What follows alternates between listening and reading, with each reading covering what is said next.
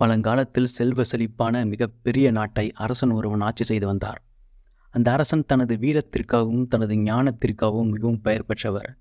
அந்த அரசனுக்கு எல்லா புகழும் செல்வமும் இருந்தும் வாழ்க்கையின் ஆழமான மர்மங்கள் பற்றி அறிந்து கொள்வதில் மிகுந்த ஆர்வம் உடையவராகவும் மற்றும் இதன் காரணமாக அவர் அமைதியற்றவராகவும் இருந்தார். ஒரு நாள் அரசர் பக்கத்து நாட்டில் உள்ள ஞானியை பற்றி அவர் அறியத் தொடங்கினார். அந்த ஞானி ஆழ்ந்த ஞானத்திற்கும் இரக்கத்திற்கும் மிகவும் பெயர் பெற்றவர். அரசர் அந்த ஞானியின் போதனைகளை பற்றிய ஏராளமான கதைகளை கேட்டு அந்த ஞானியை சந்திக்க வேண்டும் என்ற ஆவலுடன் இருந்தார். அந்த அரசனின் மனைவி அந்த ஞானியின் தீவிர பக்தை என்பதால் அவர் ஏற்கனவே ஞானியை சந்தித்து அவரிடமிருந்து பல போதனைகளை கேட்டு ஆசி பெற்றதால் தான் ஞானியை சந்தித்த பிறகு தான் அடைந்த அமைதி மற்றும் தெளிவான மனநிலையை பற்றி அடிக்கடி அரசனிடம் கூறுவார். ஒரு நாள் அந்த ஞானி அரசன் ஆண்டு கொண்டிருக்கும் நாட்டின் தலைநகருக்கு வருவதாக வந்த செய்தியை அறிந்த அந்த நாட்டின் ராணி மிகவும் மகிழ்ச்சி அடைந்தார். உடனே அவர் அரசரை சந்தித்து, என் அன்பான அரசரே, நீங்கள் அறிந்த பக்கத்து நாட்டின் ஞானி நம் நாட்டின் தலைநகருக்கு வரவுள்ளார். எனவே ஆழ்ந்த அறிவும் ஞானமும் கொண்ட ஞானி ஒருவர் நம் நாட்டிற்கு வரும்போது நாம் அவரை வரவேற்க வேண்டியது நமது கடமை என்றார். இதனை கேட்டு எந்த பதிலும் கூறாமல் ராஜா அமைதியாக இருந்தார்.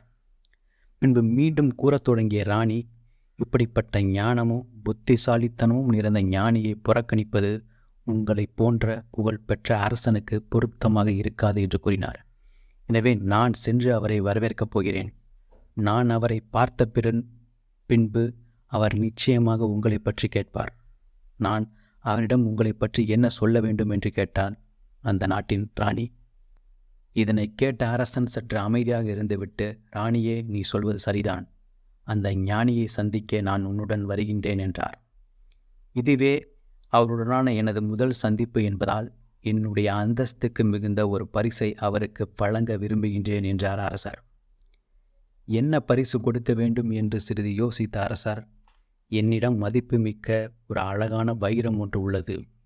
இந்த வைரம் யாரிடம் இல்லாத ஒரு விலை மதிப்பற்ற ஒரு வைரம். அந்த வைரத்தை நான் பரிசாக வழங்கினால் அந்த ஞானி மிகுந்த மகிழ்ச்சி அடைவார் என்று ராணியிடம் கூறினார் அந்த நாட்டின் அரசர். இதனை கேட்டு ராணி மெதுவாக சிரித்து பின்னர் ராஜாவை பார்த்து, அரசரே, வைரத்திற்கு பதிலாக ஏன் ஒரு தாமரை மலரை கொடுக்கக்கூடாது? நான் அந்த ஞானியை நீண்ட காலமாக அறிவேன். அவர் வைரத்தை விட தாமரை மலரையே அதிகமாக விரும்புவார் என்றார். மேலும் அவர் ஒரு துறவி, உலகப் பொருட்களை துறந்தவர். அவருக்கு வைரம் என்பது ஒரு பாரமாகத்தான் இருக்கும் என்றார். ராணி கூறியதை கேட்ட ராஜா சிறிது யோசித்துவிட்டு, சரி, நான் வைரம் மற்றும் தாமரை மலர் இரண்டையுமே கொண்டு வருகின்றேன். அந்த ஞானிக்கு எது பிடிக்கும் என்று பார்ப்போம் என்றார். மறுநாள் காலையில் ராஜாவும் ராணியும் ஞானியை சந்திக்கச் சென்றனர். அந்த ஞானி ஒரு மரத்தின் அடியில் அமைதியாக உட்கார்ந்திருந்தார். அவரை சுற்றி அவரது போதனைகளை கேட்க நூற்றுக்கணக்கான துறவிகள் அமர்ந்திருந்தனர். அரசன் தன் வீரர்களின் படைசூழ மேலதாளத்துடன் தனது தங்க ரதத்தில் வந்து இறங்கினான். தனது கைகளில் வைரத்தையும் தாமரை மலரையும் எடுத்து கொண்டு வந்தான் அந்த அரசர். அந்த ஞானியை நெருங்கிய அந்த அரசர் அவருக்கு தலை வணங்கிவிட்டு அவருக்கு தான் கொண்டு வந்த விலை மதிப்பற்ற வைரத்தை பரிசாக வழங்கினார். இதனை பார்த்த அந்த ஞானி, அதை விட்டுவிடு என்றார். ஞானியின் வார்த்தைகளை கேட்ட ராஜா சற்று வியப்பு அடைந்தார். அந்த வைரம் அந்த அரசனின் பொக்கிஷம், விலை மதிப்பற்றது, அவரின் செல்வத்தின் அடையாளம், அதிகாரத்தின் அடையாளமும் கூட. இதனால் வைரத்தை விட மனமில்லாமல் மெதுவாக வைரத்தன் தன் கைகளில் இருந்து கீழே போட்டார் அந்த அரசர். பின்பு தனது கைகளில் இருந்த தாமரை மலரை அந்த ஞானியிடம் வழங்கினார் அந்த அரசர். இதனை பார்த்த அந்த ஞானி மீண்டும் அதை விட்டுவிடு என்றார்.